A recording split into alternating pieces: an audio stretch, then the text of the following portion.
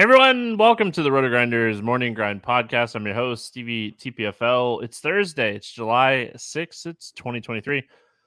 We have 6 baseball games to talk about here on today's podcast, joined by my buddy Keith Eys819. Keith, what's happening, my friend?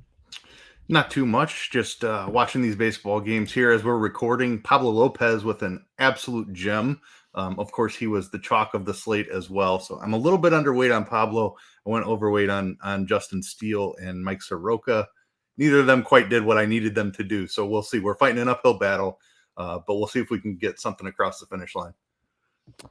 Yeah, I did. I actually kind of did the same thing. I went Pablo Lopez on 1 of 3. I mean, his projected ownership was just through the roof, and it was a fantastic spot. Like, I am not one bit surprised that Lopez dominated Kansas City. We talked about it on the podcast yesterday. We talked about him being, him and Steele being the top 2 pitchers. But yeah, I took the Steele side because I thought the ownership was going to be lower, and it was.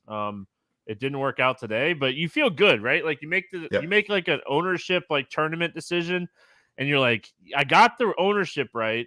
And Lopez had the ceiling game that I was kind of concerned about him having. Right. So I mean, I went overweight. I had Alec Marsh on 2 of my 3 teams to play bats. Played a Cincinnati stack that I talked about on the podcast yesterday. Played an Atlanta stack. Both of those teams did well. It's just, I mean, neither one of them had Lopez. And when you have a pitcher score 50 at 50+% ownership, it doesn't matter what your pitchers or hitters do.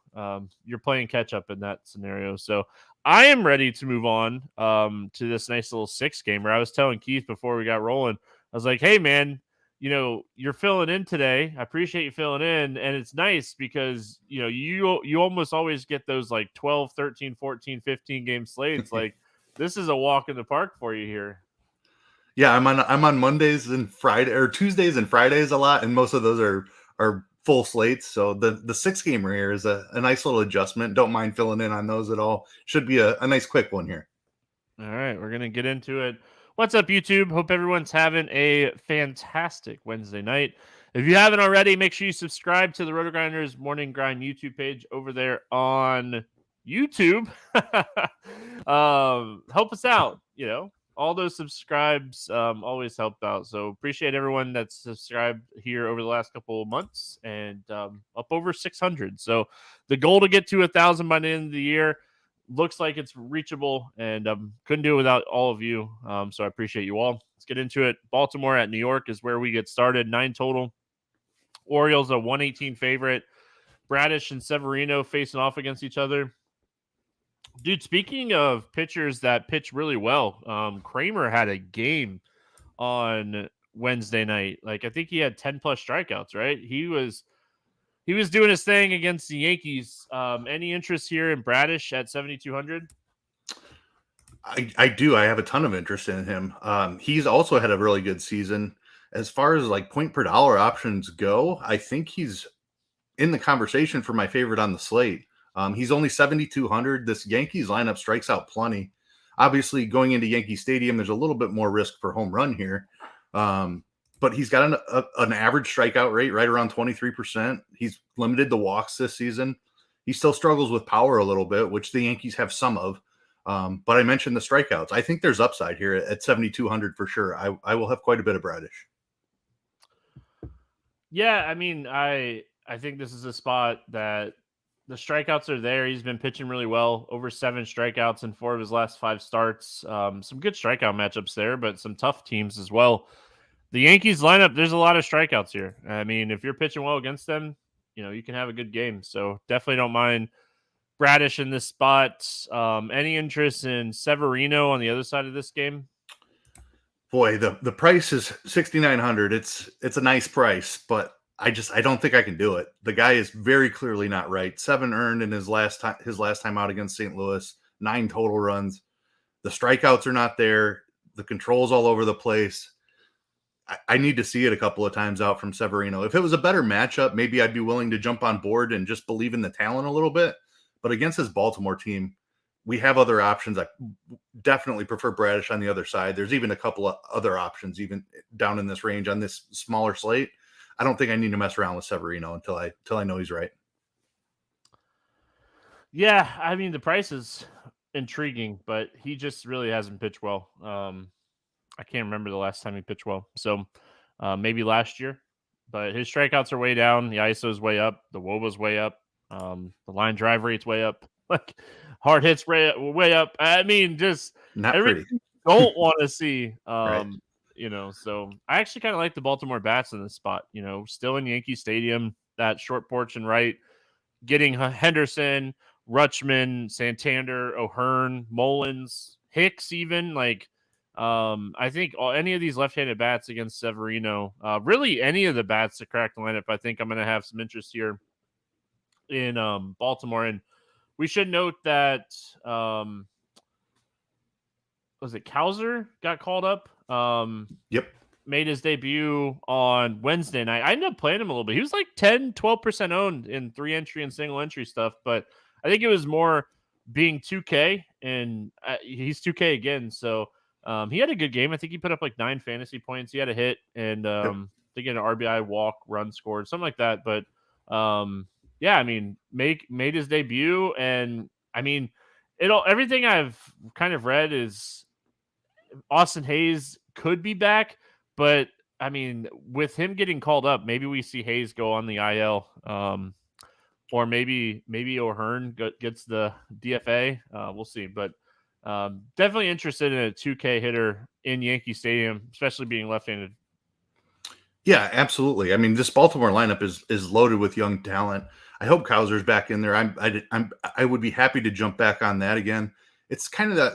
It's like the week before the All-Star break, right? So teams get a little bit of a discount in this IL situation here. They can put a guy on the IL for the last few games here before the All-Star break, and then they get the whole week off basically for the All-Star break. It makes a lot of sense to get guys who are banged up a little bit a nice, solid, almost 2 weeks of rest, and they only miss like 3 or 4 games. So I wouldn't be surprised at all to see them put Hayes on the IL and Cowser to be back in there today. O'Hearn did homer on Tuesday night, so he struggled a little bit. I don't mind him though at 3,600 if he's in the lineup. Yeah. I'm fine chasing power there. Rutschman and Mullins and all their big bats. Henderson.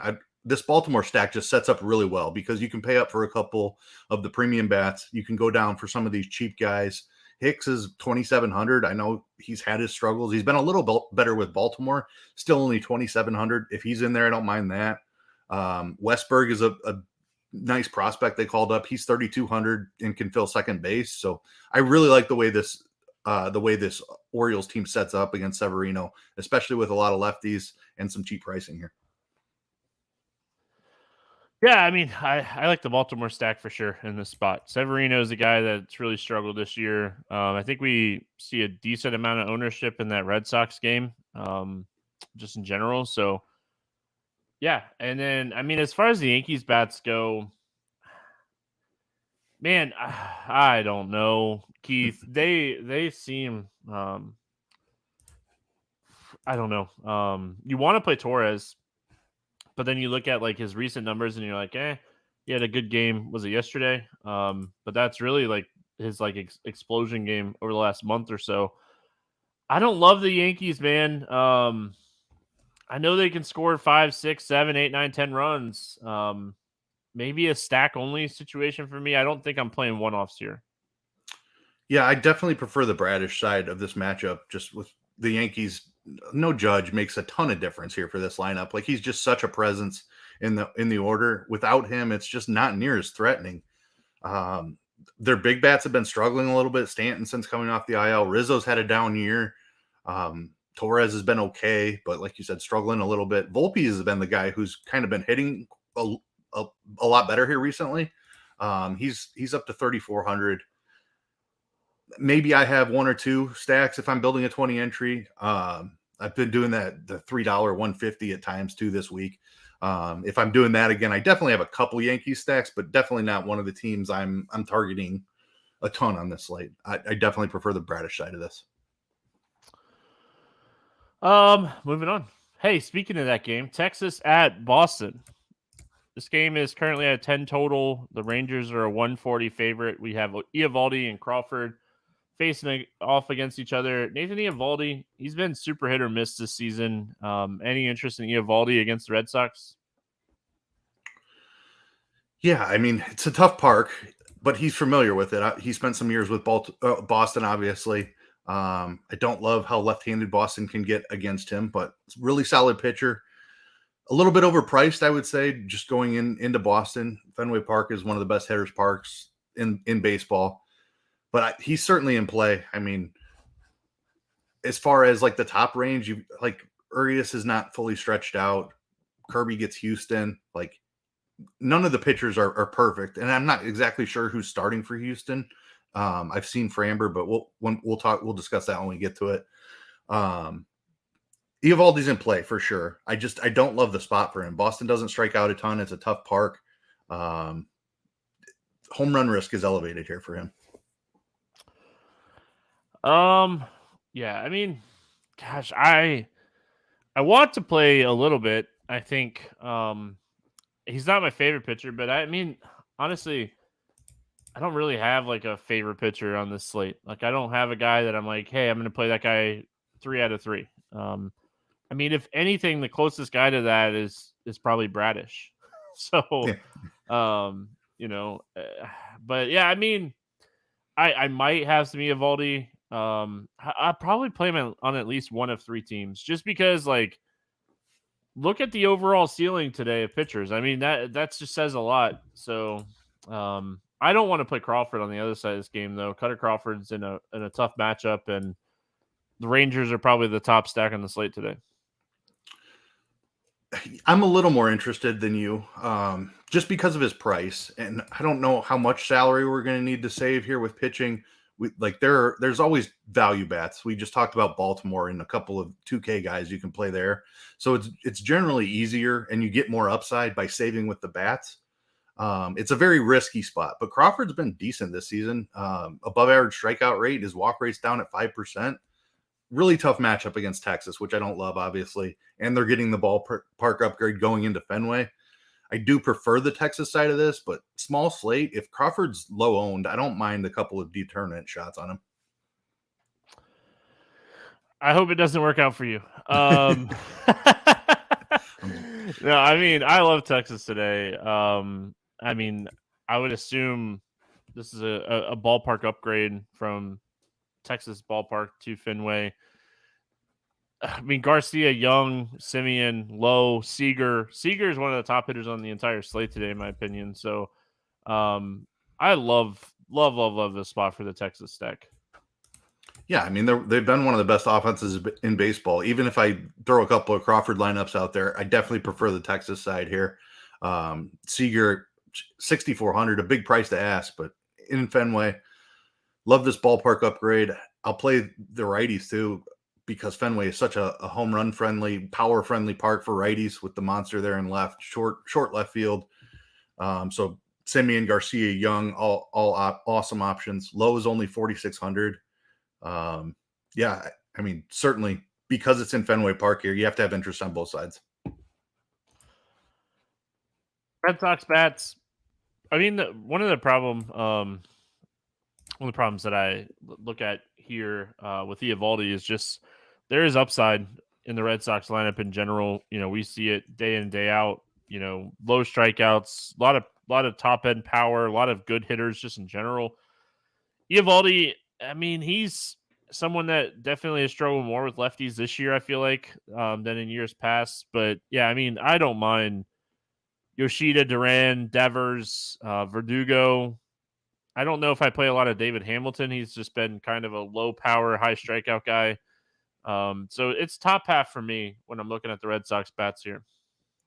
Yeah, the Devers price at 4,900 is that's too low for the talent. I know he's struggled a little bit here, but dude's still hitting for power. Like it's just too cheap for him, even against a pitcher like Eovaldi. I love that price for Devers. I don't know if I full stack here. It's a small slate, so I might have a couple if I end up entering 150. But Eovaldi is still a fantastic pitcher. Just a tough spot for him, and I'm worried about his upside more than I'm worried about him just getting absolutely blown up. So probably more of a mini stack or looking for home runs, I think is my favorite way. Devers, Yoshida would be the two. Duvall you can throw in there as well. I think I'm home run hunting more than I'm stacking here. Duran, if he hits leadoff again, he's someone that at 3,200 would just be a nice value, salary saver type play. Hitting leadoff at 3,200. So I just wanted to throw his name out there too. Kansas City at Cleveland. This game is currently at a 9 total. The Guardians are 200 favorites. We got Lyles. Assuming Lyles pitches, it sounds like he'll pitch. And then Tanner Bibby pitching for Cleveland. Let's go Jordan Lyles first. I mean, one of the first people that say that it's okay to pick on Cleveland, but I don't know if we pick on them with Jordan Lyles. I definitely do not recommend that. Jordan Lyles might be the worst starting pitcher in baseball at this point. He's had an absolutely awful year. He gives up a ton of hard contact, has the home run problem. Cleveland, not a team that's going to hit a ton of home runs, but they might hit a couple here off Jordan Lyles. I mean, Bybee is another guy that I really like on this slate. Obviously, we know Kansas City is one of the worst offenses. He's been pitching good. We've seen the strikeouts kind of go up and down depending on the matchup. But, I mean, this is a matchup where I feel like you can be pretty confident in his strikeouts. I mean, I have no reason not to play him. And like I said, he's probably a top 3 pitcher on the slate for me today. Yeah, he is for me as well. And I think it's really easy. If you go Bybee Bradish, you have a lot of money to spend up on bats. That's why I'm a little lukewarm on the top range of pitching today, just because I love the Bybee Bradish combination so much. Hopefully that's not the chalk combo and people are paying up a little bit more. But I love this spot for him. Kansas City strikes out a ton, especially against right-handed pitching. You've got Cleveland, which is a nice pitcher's ballpark as well. So really like Bybee in the spot. 8,700, perfectly fair price for what he's done this season and how good this matchup is for him. Any Kansas City bats?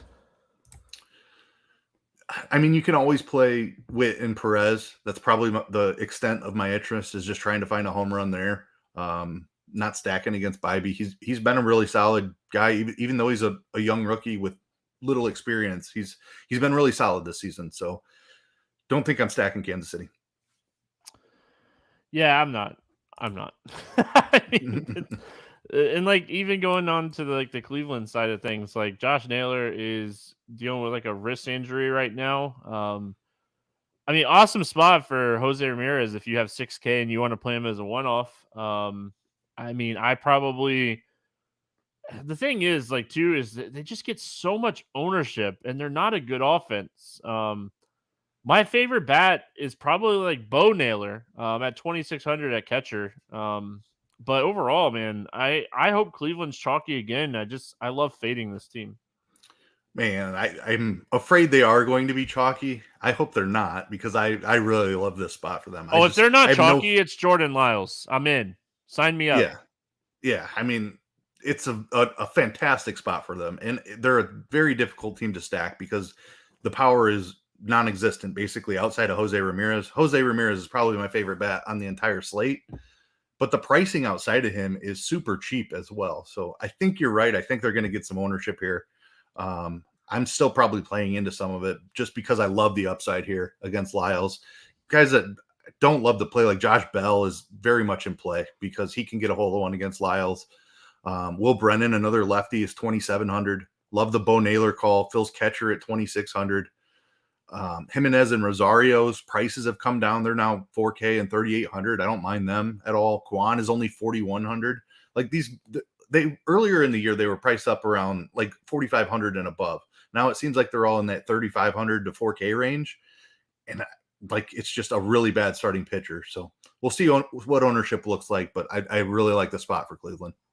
No, I did not, Derek, say I am playing Lyles if Cleveland is chalky. I will gladly just fade Cleveland if Cleveland is chalky. I'm not playing Jordan Lyles. He stinks. They should hit him, but hitting him and having ceiling is two different things. Jose Ramirez might hit 2 home runs, and that might be the only home run production you get from this team because there's just not a ton of power. And I mean, they could score 7-8 runs in this game and still not be enough for tournaments. They are cheap. That helps their cause, but who are you paying up for today? I mean, it's not like we're paying up for like 2 stud pitchers and we need Cleveland's value. Yeah. All right, moving on. He tried to get me. I saw him in there. I saw him in there. I thought that's what you were saying at first too, but then I quickly No. realized you're like, nah. Well, I'm interested in Cleveland if they're low owned, is what you were saying. Yeah, I am. It really just comes down to ownership. So Seattle at Houston. We know Kirby's pitching. I've looked everywhere, and I have not been able to find who Astros are starting today. Let's It's not talk. confirmed Yeah. anywhere. But just a shout out for our projections team. Napster Man does an awesome job with lineups the day before, and he's got Framber in there right now, and that's kind of what I'm assuming is the case. I don't know exactly what the situation is surrounding why there's confusion on the rotation, but just for what it's worth, Napster Man has Framber Valdez in there for them. It was an ankle injury, but I see the report that says he will start Thursday against the Mariners. So it's an ankle injury to be determined. As far as like pitcher, it might just be more concerned about the ankle than anything else. So probably why we don't have a lineup yet. Definitely helps the pitching slate a little bit with Valdez pitching. But we're gonna talk Kirby first. Let's talk Kirby. Thoughts on Kirby going up against Houston? Yeah, I mean, I love the talent of George Kirby. I wish there were some more strikeouts here. He's not quite at that 10K level. He's 9,600, and he's going to be a little bit below average on the strikeouts generally. He does occasionally pop off. He has 1 10 strikeout game at least this year, and he's got a couple other 9s as I'm scrolling through the game log here. But the dude just does not walk anybody. He has 100 pitches in the chamber if he needs them, but he can generally go 7 innings without even approaching that number. So he's going to go deep in this game here. I'm not as scared of Houston as we have been in years past. I'm a big fan of George Kirby, so it's going to be ownership dependent for me on how much I get. If people are going Eovaldi and Kirby's coming in lower owned, I'm happy to pivot to Kirby and go well over the field on him. Yeah, I'm hoping he goes overlooked here just because he's got a tough quotation marks for anybody who's not watching YouTube. I think the matchup against Houston's overrated at this point. Yep. I keep saying it. They're so right-handed heavy, and they just cannot go lefty against pitchers. And Kirby is a guy that could go out and strike out 8 or 9 right-handed hitters in this lineup, even with their lower strikeouts. So I have interest in Kirby for sure. Valdez makes this slate so much more interesting. Seeing a couple places that definitely have him as a starter. So it's probably more ankle related than anything else. If he's good to go, his strikeout rate's up this year. It's 26%. His walk rate's at under 6%. He's still generating 58% ground balls. Like, this is a high strikeout Seattle team. I mean, they strike out a lot more against right-handed pitching than they do against left-handed pitching, but I mean, it's still 26%. Talk to me here about Valdez. Yeah, if it is Valdez, he's going to be pretty popular, I think. And I think that just pushes Kirby's ownership down. The conversation at the 10K range between Eovaldi, Valdez, and Kirby, and I'll throw Urias in there too, but is very interesting to me. If I had to rank them right now, it's probably Valdez, Kirby, Eovaldi, Urias, but ownership is going to play into how I spread my exposure among that group. I think Valdez is probably the most talented, like, real life pitcher in the group. Love the matchup against Seattle. They strike out a ton, like you mentioned, and Valdez is capable of going out there and striking out 10. So tons of upside. If he's going to be 40% owned and Kirby's going to be 20% owned, that's going to affect my decisions though. So going to just have to see how ownership projections shake out. I am on board with Kirby and Valdez for sure, and happy to go over the field on whichever is lower owned. I think Valdez being on this slate, assuming he's going to go again, making sure, definitely bumps down my thought process a little on Eovaldi. I would definitely prefer Valdez over Eovaldi. Strikeout matchups better. So with Valdez being on the slate, probably gets me off of Eovaldi. Bats in this game. Anything jumping off the page to you here for Seattle? No, I mean, two really good pitchers, so don't think that I need to go here. Valdez is just an awesome ground ball pitcher. Very hard to put up a big inning against with his ground ball ability. He has some above average strikeout ability as well. So don't think I'm even chasing home runs here. Yeah, I mean, yeah, he's such a tough home run to chase. On the Houston side of things, I mean, Altuve is banged up right now. This really seems like, with the oblique injuries that we've seen this year, just an insane amount that we've seen this year. All-Star breaks next week. I would be shocked if Altuve doesn't go on the 10-day IL, kind of what Keith was talking about. I talked about it in depth yesterday as well. I would be shocked if Altuve doesn't go on the IL here. So that's one other bat out of this lineup that's just a good bat. I mean, they shut down Brantley. He was hurting. I mean, it's so hard for me to play Houston. I mean, maybe a little bit of Tucker chasing a home run, but I mean, he's so expensive that I don't even know if I need to do that. Yeah, I mean, I'm not stacking against Kirby because of that walk rate. It'd be chasing home runs would be the primary reason I'm playing Houston bats. I probably don't even get to a mini stack of them. One-off power is where I'm looking. Bregman, I guess, is okay at 4,400. Abreu at 3,300. There's not a lot of talent left in this lineup when you take Alvarez and Altuve out of it. So Pena's 3,900. I guess the price is kind of getting to a level where he's playable. He fills shortstop. I don't know. I'm looking for home runs here would be the only thing. All right. We have New York Mets, Arizona Diamondbacks. This game is currently at a 10 total. Diamondbacks a 130 favorite. Nelson and Carrasco. Will note that Marte sat Wednesday. He's dealing with like a lower back soreness. So we'll see if he's back in the lineup or not. Any interest here in Carrasco at 5,300?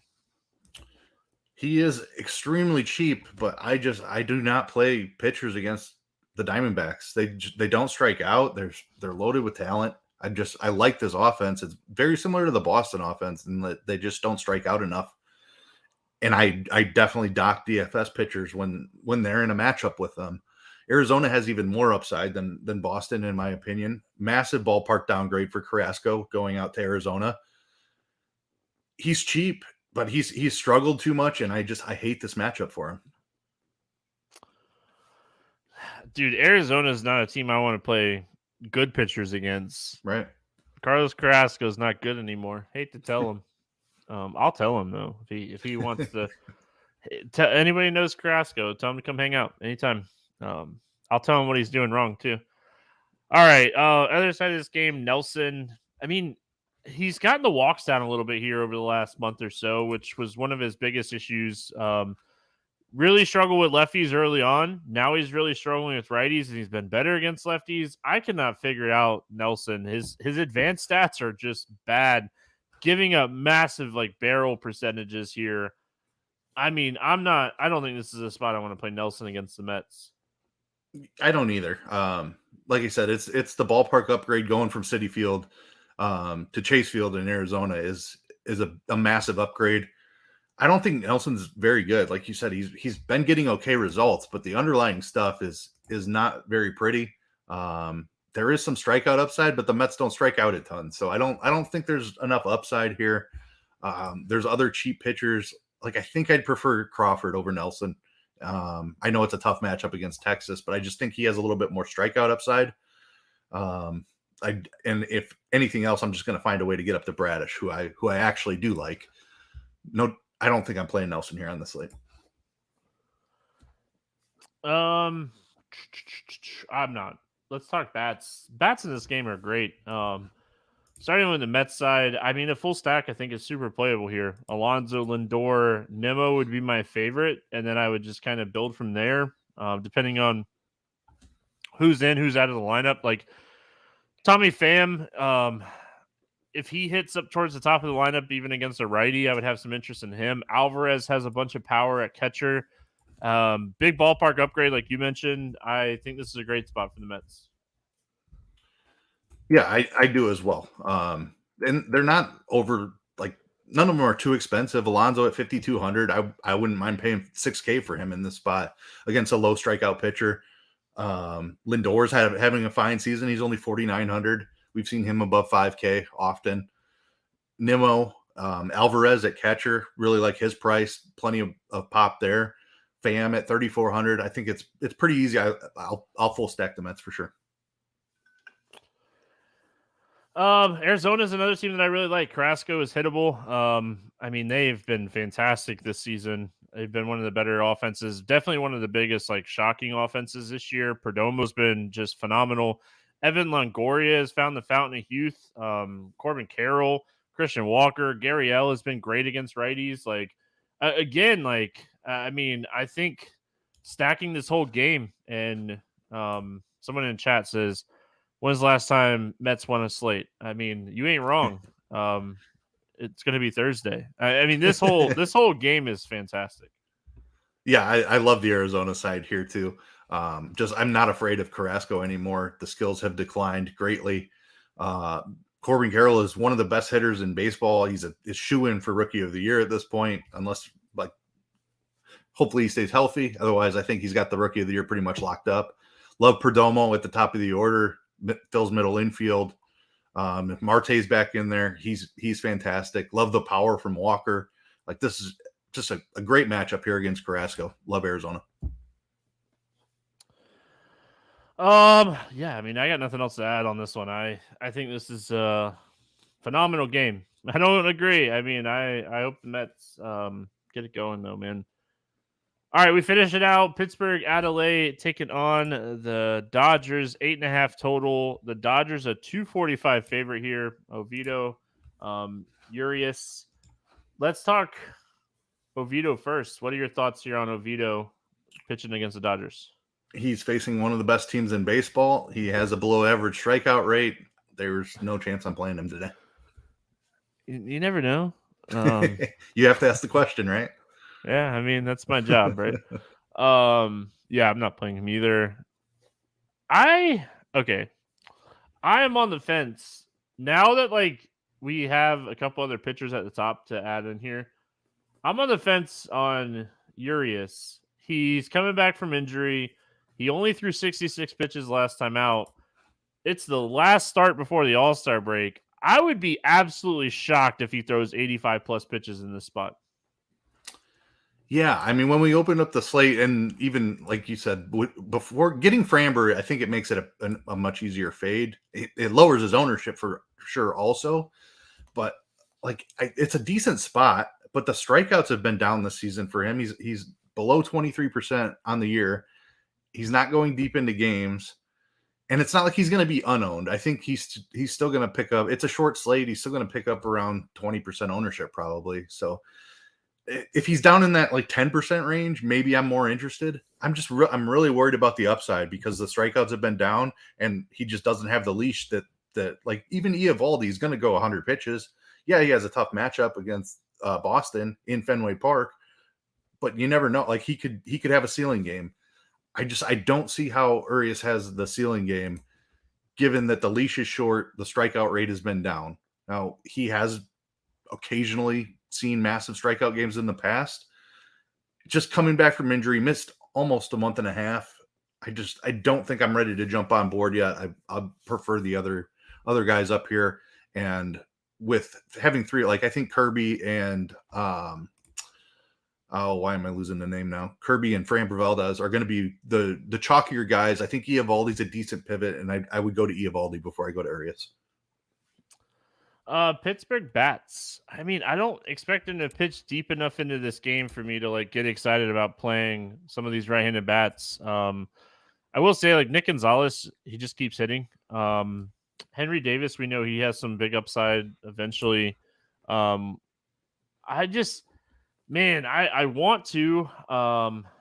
want to, Keith. I mean, maybe I do, just, if Pittsburgh's going to be low owned, in the back of my head, it's more of just going, hey, I mean, I got to respect a little bit about the Dodgers bullpen, but honestly, like, I hadn't realized their bullpen has dropped so much. They're almost a bottom 5 bullpen now. Yeah, I was going to say they've actually been pretty bad this year, which is I surprising. know the first month of the season they were like 11th, and now they're 25th. 25th. A couple of guys who had awesome years. I think it's Vespia is his name. Got sent down earlier this year. He was awesome for them last year, just lights out, and has been awful this season. They've got a couple of guys who have done things like that. What are your thoughts on the Pittsburgh bats? Yeah, I mean, I do have respect for Urias as a pitcher. He's one of the better pitchers in baseball when he's right. He has trouble staying healthy. I think at this point I'm willing to take shots. Pittsburgh's really cheap. Like McCutchen at 4,200, I'm have interest in chasing a home run there or something. I don't think I would full stack them because Urias is probably going 4 or 5 innings for sure here, and then you do have a weak bullpen behind him. But I'm concerned about upside, so probably more of a mini stack, a 3-man for me. But Pittsburgh's pricing is intriguing. Carlos Santana is having a resurgence of power from out of nowhere, basically. Don't mind him. Castro has hit lefties really well, so I think he could find a home run off of Urias. Connor Joe is fine against lefties. Love the Henry Davis call, 2,700, and Nick Gonzalez is 2,600. You have like 4 legitimate guys at 3,200, 5 legitimate guys, 3,200 or less. I'm not full stacking them because I don't know if the ceiling is there, but I can certainly find a value 3-man stack to find a way to pay up for my full stack. All right. Dodgers bats. I mean, again, it feels like they continue to be like they just continue to be like one of the top hitter like stacks every single night. It seems like. Yeah, I mean, this is an awesome spot for them. Oviedo is not a guy that we're afraid of. Strikeout rate below 20%, and the Dodgers are amazing. Yes, they're expensive, but we've talked about plenty of cheap pitching. There's plenty of cheap bats that you can find. Even stacking this game and using a premium Dodgers expensive stack, a cheap Pittsburgh 3-man, and then 2 mid-range pitchers, I'm pretty sure that fits together really nicely. But yeah, the Dodgers are in one of the best spots of the night. Betts is 6,500, but he still has second base eligibility. Love that we can play him in the middle infield. Freeman at 6,300 is tough. Like, just his power's fallen off a little bit. I don't love playing Freeman, but I'm certainly willing to use him in a Dodger stack. The overpriced actually probably lowers his ownership, so a good way to differentiate, I would say. Love Will Smith. Muncy is down at 5,100. This is a fantastic spot for Max Muncy against Oviedo here. And then you have cheap outfielders, Outman, Peralta, Hayward, and Vargas if he's in there too. Like, because you can fit a couple of cheap outfielders, throw in your 3 premium bats, like the Dodger stack is like they're the top overall stack on the slate. Yeah, definitely another. I mean, I think like there's like 2 or 3 teams that you can consider like top stacks today. And Dodgers are up there. Sorry, I got super distracted. Someone in NASCAR Discord posted that DraftKings is running a $4 150 entry max tournament this week.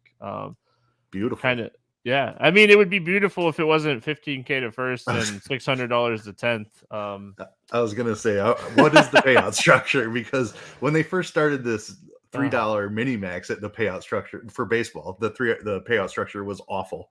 It's getting a little better now that they're like reducing the size of it a little bit, but it's still pretty bad. Anyway, morning grind game. Got distracted. Here we go. Morning grind. We're talking some baseball. Over 8K or under 8K. Just kidding. Under 8K to get 6 or more strikeouts. Who do you got today? It's Bradish. Around league average for the strikeouts this year. Has a tough matchup against New York. A little bit of risk there, but also a high upside strikeout matchup. So love Bradish at 7,200 today. I think DraftKings, for what it's worth, could fill $1 million contest for $4 at Daytona. Over 8K to score under 15. Oh, I guess I got to give out mine. I mushed this guy so hard. I feel like Nelson. Honestly, outside of Bradish, I don't think anybody else gets there. So I'm just gonna say, hey, there you go. Over 8K to score under 15. Who's your bust today? I'm going to go Urias. I mentioned the strikeouts being down, and he's not quite fully stretched out. So pretty good spot for him to go under 15. That was my pick as well. I'll go Eovaldi. Tough matchup against the Red Sox, strikeout wise. He probably still gets over 15 in this spot, but per the game rules, we got to pick somebody. Over 4K to hit a home run. Who do you got going yard today? Give me Jose Ramirez. I just have no faith that Jordan Lyles can limit any damage. He is the one guy in this Cleveland lineup I know I will have exposure to, regardless of his ownership. Yeah, I like it. I'm going to go to Gunnar Henderson against the Yankees. Love the matchup against Severino. Love the ballpark for the Baltimore lefties today. Under 4K to get 2 hits. Who's the cheap bet that you like today? Give me Josh Outman. He's coming back to life a little bit here recently. Matchup against Oviedo, who really struggles with lefties. So really like the Dodgers in this spot, and the cheap outfielders are going to be a way to make everything work. I'm going to go Colton Cowser, assuming that he's back in the lineup again. 2K, too cheap. Stack to score 6 or more runs today. Who do you got? Give me I'll say that I love Cleveland. If they're going to be the chalk of the slate, then I'm going to find ways to get away from them. Like Stevie said, they're not an elite offense by any means, but they do have an elite matchup. So I'll play ownership with Cleveland. If I need to pivot, I absolutely love the Diamondbacks against Carrasco. He just doesn't have much left. This Diamondbacks team is still underrated. There's a lot of good hitters in this D-back lineup. Man, I'm gonna go Baltimore. I guess it's just a full-on Baltimore game for me today. Really like the Orioles today. Keith, any final thoughts before we get out of here? Short slate, but lots of interesting decisions still. I think you've got 3 really solid pitchers in the top range. You've got some cheap pitching to sort through. But like maybe Bybee gets lost on this slate. I don't like. It's actually a solid slate for pitching, despite only being the 5 games.